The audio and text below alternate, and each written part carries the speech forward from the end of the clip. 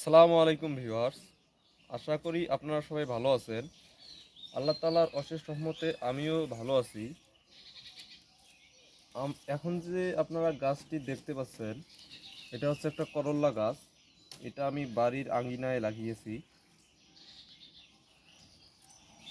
যেহেতু আমরা গ্রামে বসবাস করি, আমরা ফ্রেশ টাটকা তরকারি আমরা খেতে পছন্দ করি। আমরা সব কিছু, গাছটা আমি প্রায় 2 মাস আগে লাগিয়েছি।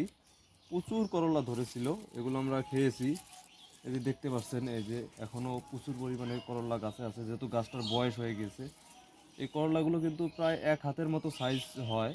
এখনও এটা জালি, এই যে দেখতে পাচ্ছেন করলার জালিগুলো। এই যে জালি, এই যে করলার জালি, এই যে অসংখ্য করলার জালি।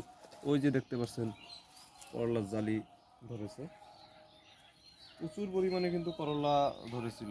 তো বন্ধুরা, এই যে দেখেন করলার জালিগুলো অনেক ভালো। এগুলোতে আমি নিয়মিত ওষুধ স্প্রে করি। এর কারণে দেখা যায় যে এগুলোতে পোকামাকড় তেমন আক্রমণ করে না। অনেক করলা ধরেছিল, সেগুলো আমরা খেয়েছি। এখন আবার নতুন করে জ্বালা এসেছে। আমি প্রতিদিন এই গাছের গোড়ায় পানি দেই। পানি দেওয়ার ফলে দেখা যায় যে গাছটা এখনও জীবিত আছে। এর বয়স প্রায় 3 মাসের মতো হয়ে গেল। অনেক সুন্দর। গাছের পাতাগুলো পেকে যাচ্ছে, কারণ গাছের বয়স হয়েছে, কারণ করলা গাছ অতদিন বাঁচে না। যত্ন বেশি নেওয়ার কারণে দেখা যায় যে এখনও গাছটা বেঁচে আছে। এখনও মাসখানেকের মতো করলা এটা খাওয়া যাবে। এই যে দেখতে পাচ্ছেন অসংখ্য করলা। এই যে, তো বন্ধুরা, এই করলাগুলো সাইজ প্রায় 1 হাতের মতো হয়।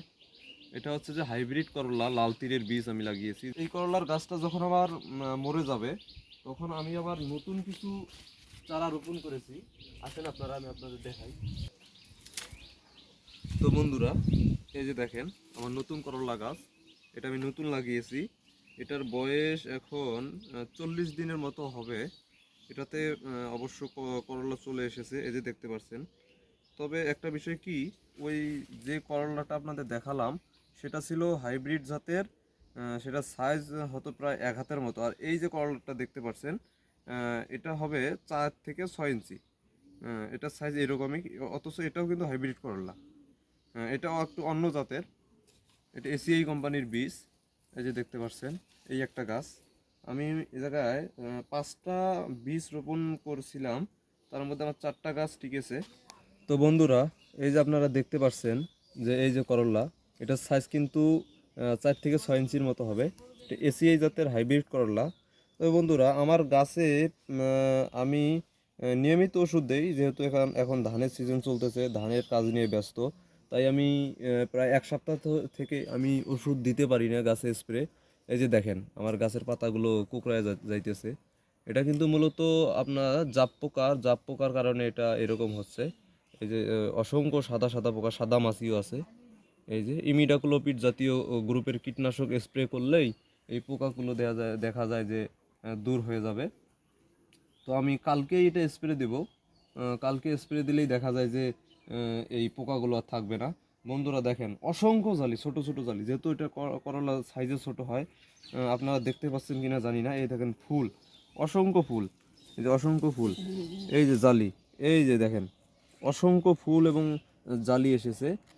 এই যে দেখতে প্রত্যেকটা পাতার গিটায় গিটায় দেখেন যে জালি এসেছে। এটা কিন্তু হাইব্রিড করলা। দেখতে পাচ্ছেন আপনারা, অনেক সুন্দর করল্লা হয় এটা। এটা খেতেও কিন্তু অনেক সুস্বাদু, অনেক ভালো লাগে এটা খাইতে। আহ, তো আমার গাছগুলো দেখেন, গাছের গোড়াটা দেখেন আমি কিভাবে গাছের গোড়াটা যত্ন নেই। এই দেখেন আমার গাছের গোড়ায় কিন্তু এখনও ভেজা আছে, কারণ যে এখন কিন্তু বৃষ্টি হয় না, রস নাই, কিন্তু আমি প্রতিদিন সকালে এই গাছের গোড়াগুলোতে আমি পানি দেই। এই যে দেখতে পাচ্ছেন এখানে জৈব সার, এই দেখেন মাটিগুলো অনেক কালো। জৈব সার আমি ব্যবহার করি। আমি রাসায়নিক সার মূলত যে সবজিগুলো আমি খাই, সেই সবজিগুলোতে আমি রাসায়নিক সার খুবই কম ব্যবহার করি। জৈব সার ব্যবহার করার আমি চেষ্টা করি, কারণ জৈব সার দিলে দেখা যায় গাছের চেহারাও ভালো হয়, গাছের ফলনও ভালো হয়। এই যে দেখতে পাচ্ছেন মাটিগুলো অনেক কালো, কত সুন্দর ঝুরঝুরে মাটি। তো বন্ধুরা, এই যে দেখতে পাচ্ছেন করল্লা, এই করল্লাটা আমি ছিঁড়ে নেব আজকে। এই যে দেখতে পারলেন করল্লাটা ছিললাম, কত সুন্দর হয়েছে করল্লা। একদম ফ্রেশ টাটকা তরতাজা একদম তরকারি।